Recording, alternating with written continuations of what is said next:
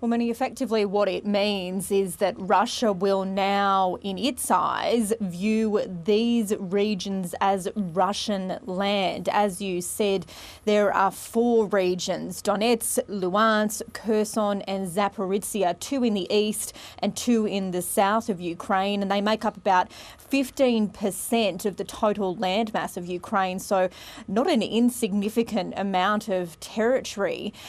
What this signing ceremony today will do is effectively start the formalisation process of annexing these 4 regions. It will have to go through a parliamentary process in a couple of days' time, but that's just largely a formality.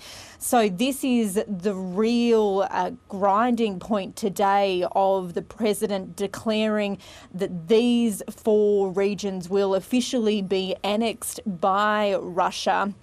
It means that they will now, in Russia's eyes, be viewed as Russian land. Of course, we know that internationally it will not be viewed in those respects. Under international law, these areas have been illegally seized and they will still be recognised as Ukrainian land.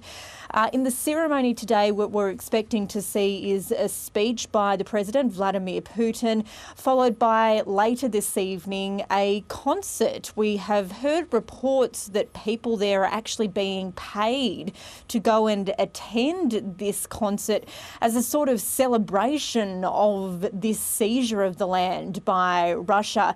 It's got very similar vibes to what was seen in 2014 when Russia annexed Crimea.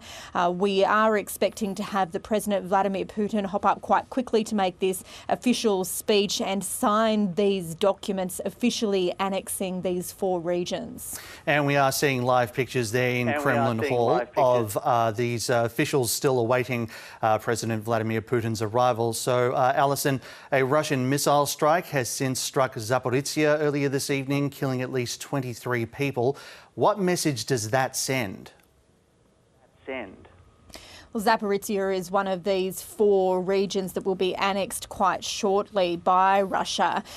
These regions are either fully or partially occupied by Ukraine, and so they are occupied by Russia. So they do have a number of Russian forces there.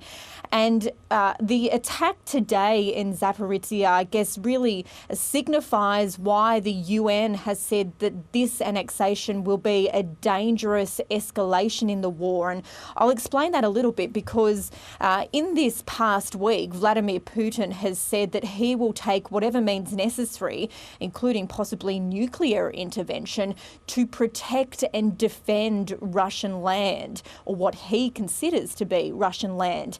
And now, after this signing ceremony today, he will consider these parts of Ukraine to be Russian land.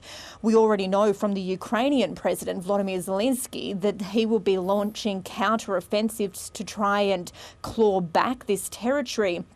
And you can imagine that it's going to be an incredibly tense and very dangerous environment when you are mixing now the Ukrainian forces going into these areas that Russia considers to be their land now.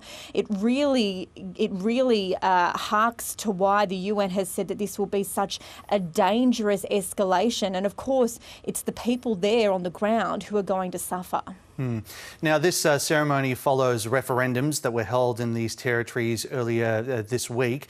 Now, the West has called these a sham. Ukraine has called these illegitimate. What evidence is there that these were, in fact, illegitimate votes? Well, the referendums were effectively enforced by Russia, the people who were occupying these territories, as a pretext to give a mandate for this annexation. So the question was asked of people in these regions of whether or not they wanted to become a part of Russia. Now, it needs to be said, Manny, that a number of the people in these regions were actually Russian troops or Russian supporters who had been imported there. A lot of the Ukrainians who had previously lived there had either fled or had been temporarily displaced.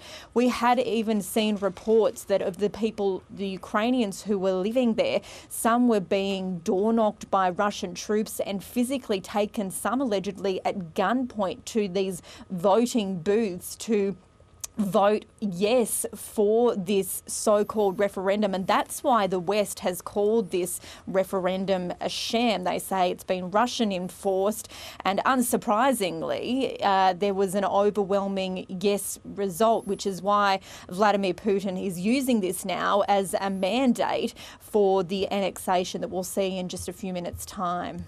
Allyson Horn reporting there from our London bureau. Thank you very much.